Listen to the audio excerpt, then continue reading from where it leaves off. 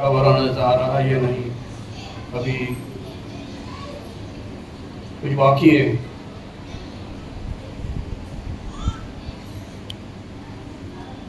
आज उस हस्ती का उससे पाक मनाने जा रहे हैं हम, जो हजरत सैयदना मीर अब्दुल्लाह रहमतुल्लाह अलैह के नाम से सारी दुनिया में मशहूर हैं।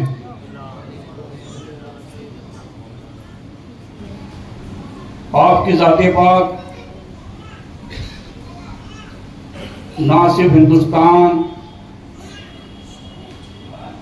बल्कि बड़े सगीर आलमी पैमाने पर रोशन है। मुख्तसर आपकी याद में कुछ कहना चाहूँगा मैं। 990 हिजरी में बादशाह वक्त हिंदुस्तान जलालुद्दीन अकबर के दौर में आप की पैदाइश हुई। आपके आबा अजदा समरकंद से हिंदुस्तान तशरीफ लाए। अकबर के इंतकाल के बाद जहांगीर का दौर आया। आप दरबार अकबरी में आला मनसब पे फाइज थे। जहांगीर ने एक वक्त उमरा और खासाने खास की दावत की अपने महल में। वो शराब का आदी था और उसने शराब पेश की।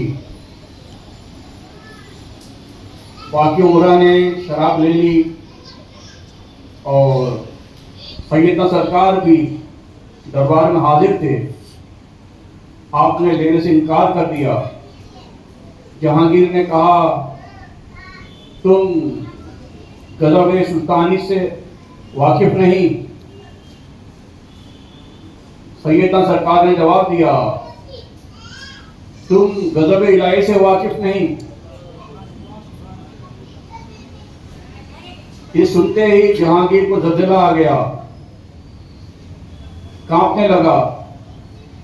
और किताबों में लिखा है, उसे सैयदना के दाएं बाएं दो शेर नजर आए। वो भागकर अपने हरम में चढ़ा गया। वहां से सैयदना सरकार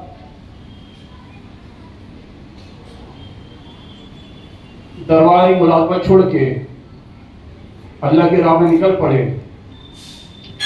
एक दिन आपको बिशारत हुई मौला अली मुश्किल कुशा की, इमाम हसन सलाम और इमाम हुसैन सलाम। तुम यहाँ क्या कर रहे हो? तुम किस लिए पैदा नहीं किए गए हो? सुबह जब आप उठे बेचैनी रही आपको और परेशान थे, क्या करूं? आपने इरादा किया अजमेर शरीफ ख्वाजा गरीब नवाज के आस्थाने पर जाने का, हाजिर देने का।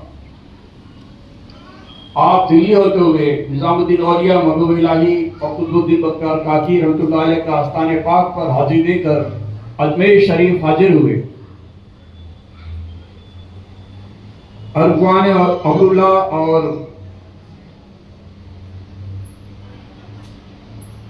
और भी दीगर किताबों में तस्करा मौजूद है।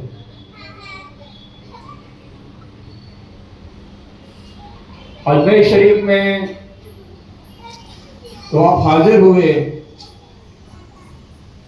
तो मज़ार अक़दस से गरीब नवाज का हाथ निकला, आपको बैठ किया और हुक्म दिया, ये बात ही नहीं, मैंने तुमको बैठ कर लिया है, मुरीद कर लिया है, लेकिन दुनिया इसका एतबार नहीं करेगी। तुमको ज़ाहिरी तौर पे सैयदना अब्दुल अहराई नक्शबंदी से मुरीद होना है।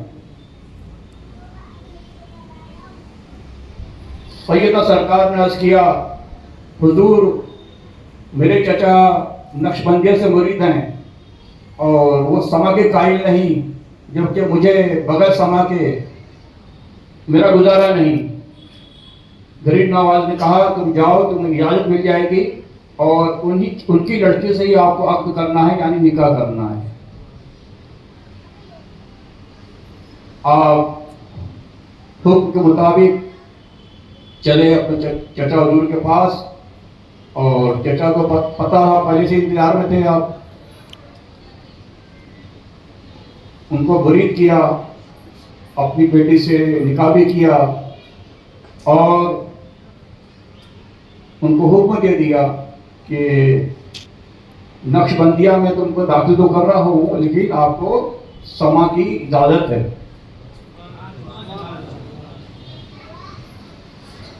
और बहुत से आपकी करामतें मशहूर हैं।